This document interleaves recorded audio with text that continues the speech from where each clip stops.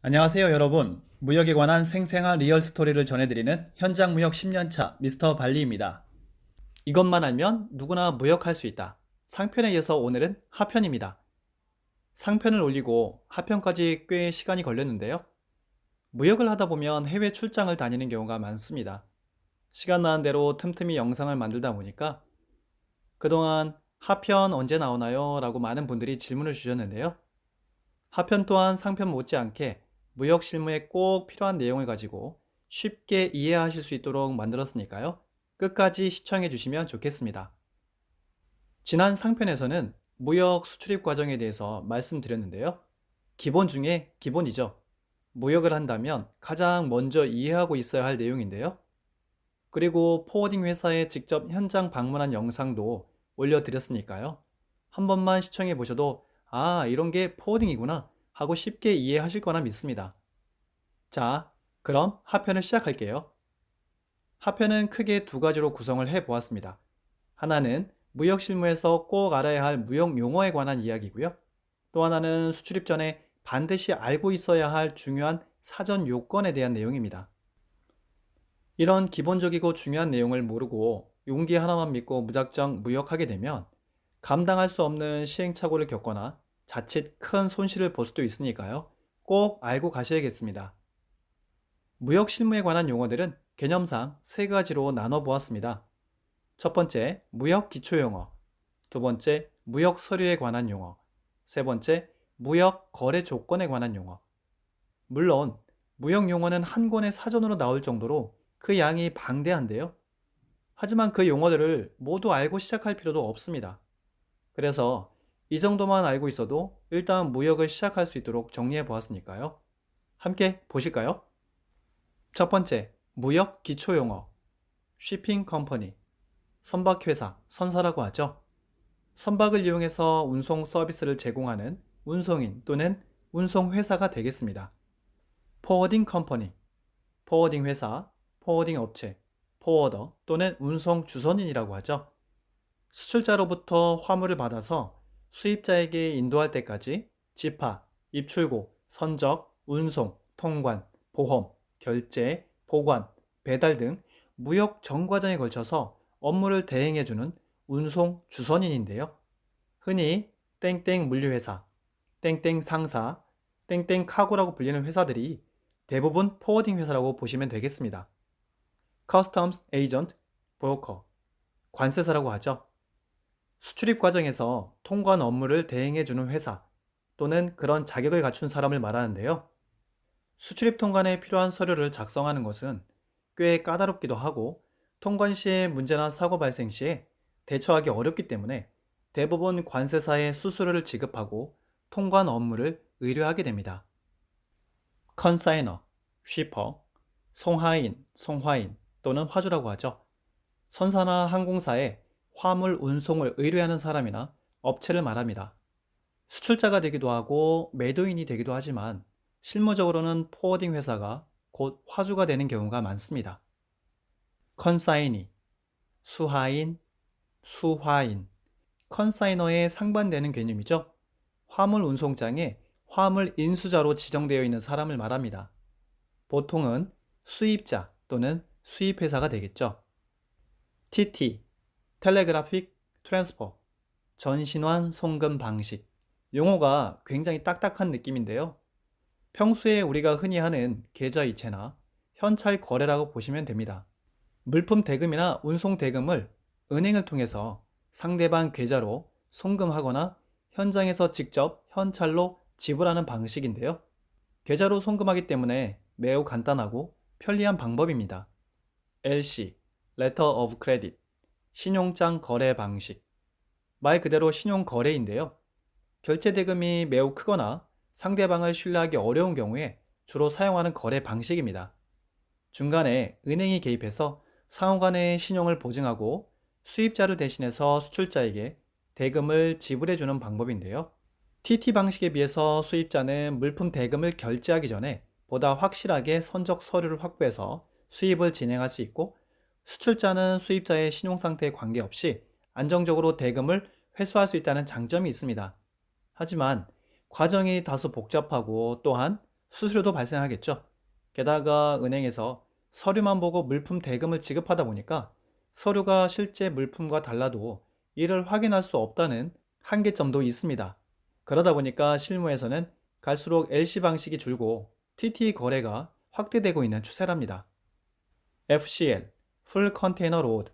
한 개의 컨테이너를 채울 만큼 물량이 커서 한 명의 화주가 컨테이너 한 개 전체를 사용하게 되는 경우를 말합니다. LCL, Less Than Container Load. FCL에 상반되는 개념인데요. 한 명의 화주가 물량이 적어서 컨테이너 한 개 전체를 이용하기 어려운 경우에 여러 명의 화주들이 모여 컨테이너 한 개를 공동으로 이용하는 방식입니다. 그러다 보니 LCL의 경우 컨테이너를 어느 정도 채워야 출발할 수 있기 때문에 FCL에 비해 운송 시간이 다소 걸리는 편이고요. 통관할 때 물품 검사와 보관을 위한 창고 사용료가 별도로 청구되기도 합니다. CBM, 큐빅미터, 즉 1CBM은 1세제곱미터를 말하는데요. 가로 곱하기 세로 곱하기 높이로 계산해서 운임을 부과하는 기준으로 사용되고 있습니다. 두 번째, 무역 서류에 관한 용어인데요. Shipping Document, 선적 서류입니다.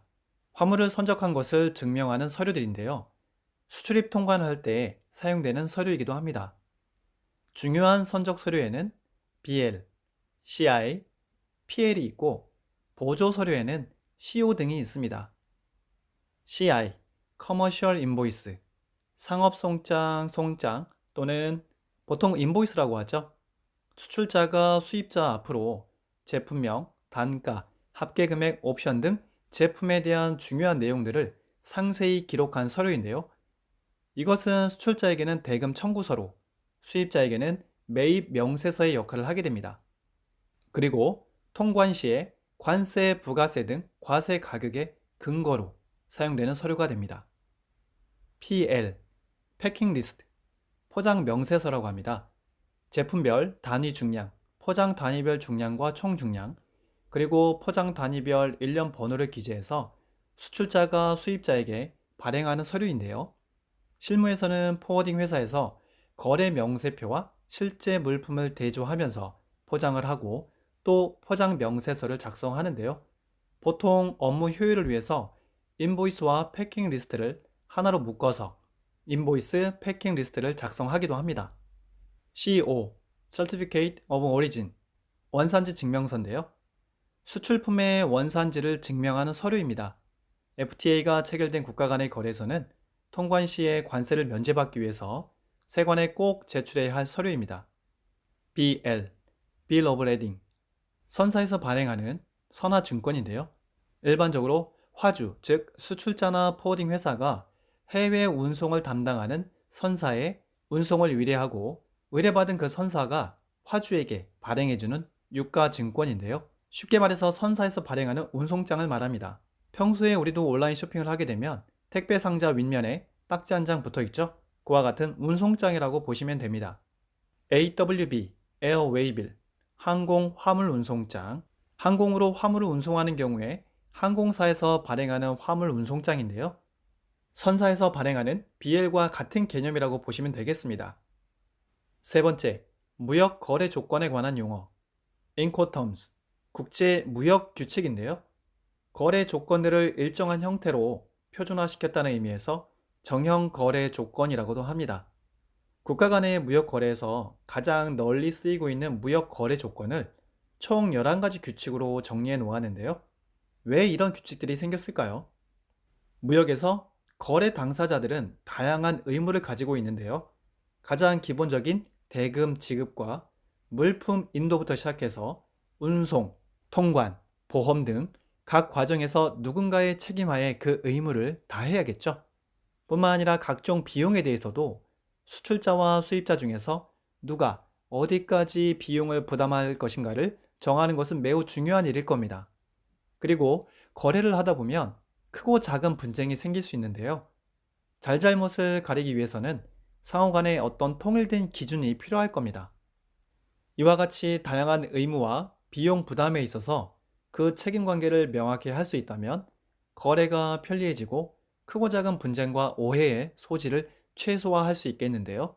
자, 그럼 가장 최신 버전인 인코텀즈 2010, 어떤 거래 조건들이 있는지 함께 살펴볼까요?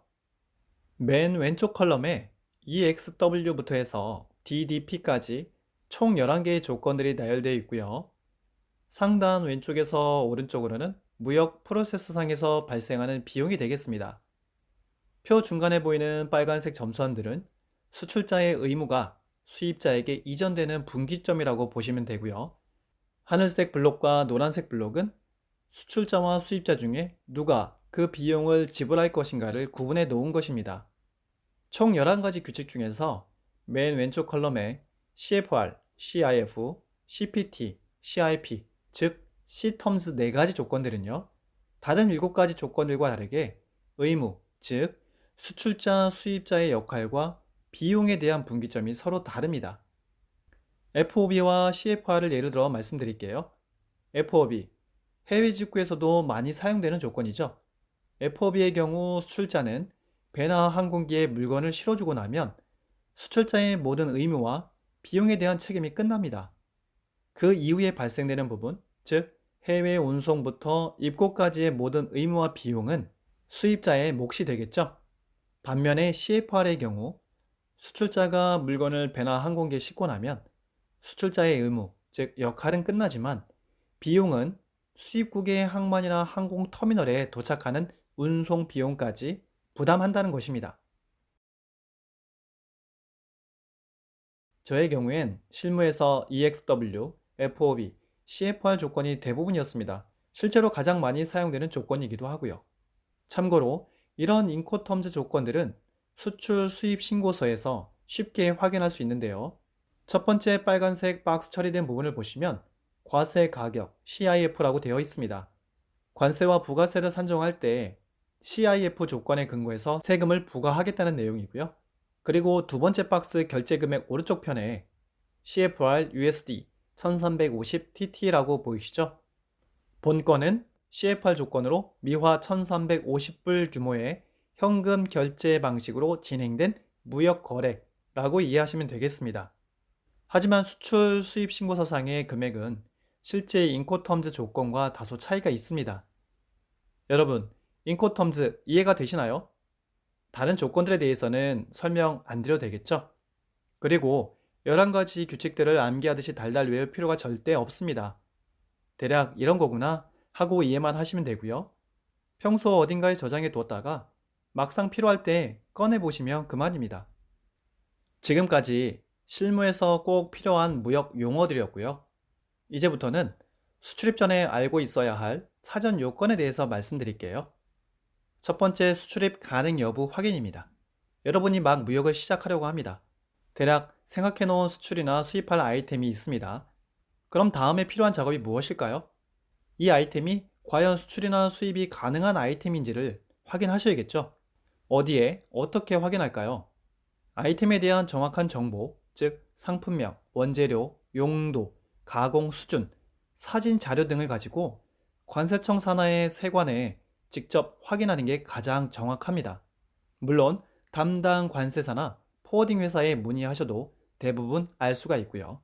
참고로 어떤 아이템이 이미 수입이 되고 있고 시중에 유통되고 있다고 해서 그 제품을 어느 나라에서든지 수출이나 수입이 가능한 것은 아닙니다. 예를 들어 필리핀에서 생산된 생망고는 수입이 가능하지만 인도네시아산 생망고 제품은 수입이 안 됩니다. 이런 부분을 꼭 확인하셔야겠죠. 두 번째, 품목에 따른 사전 요건입니다. 양 국가 간에 수출입이 가능한 아이템으로 확인이 되었어요. 그렇다고 벌써 안심하면 안 되겠죠? 참고로 저는 가구나 인테리어 소품을 메인으로 해서 무역을 하고 있는데요. 원목이나 플라스틱, 철제와 같은 소재로 만든 가구류, 그리고 일반 장식 목적의 데코용품의 경우엔 수출입 요건이 까다롭지 않습니다. 하지만 그것이 어린이 용품일 경우엔 인증 심사를 받아야 하고요. 라탄과 같은 등나무 소재일 경우엔 식물 검역을 별도로 받아야 합니다.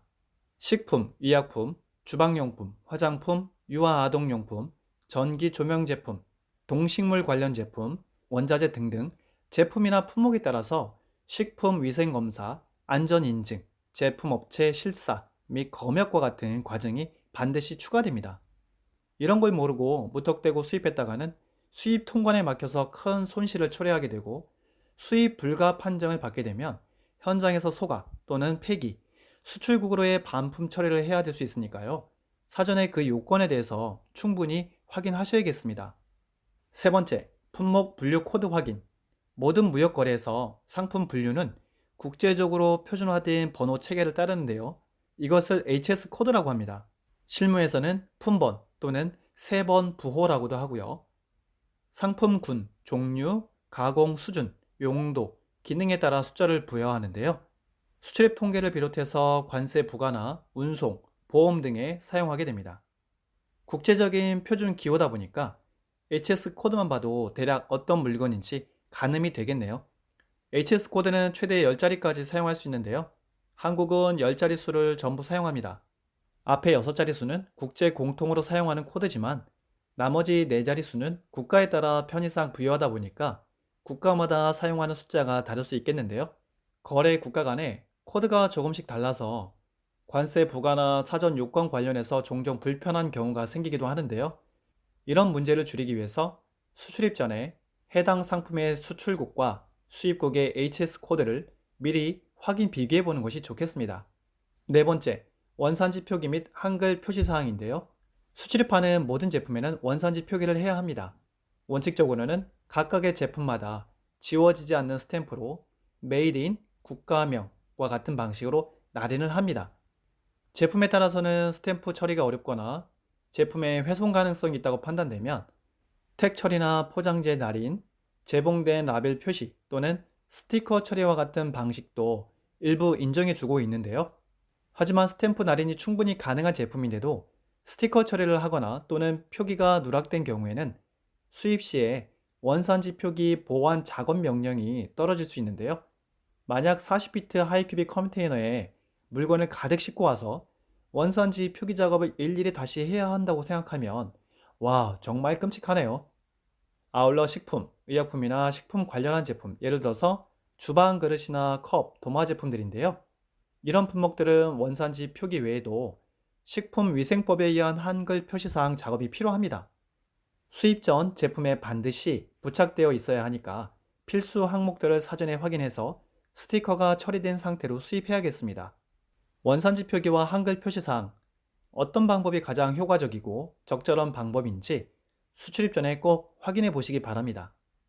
다섯 번째, 관세 부가세 확인인데요.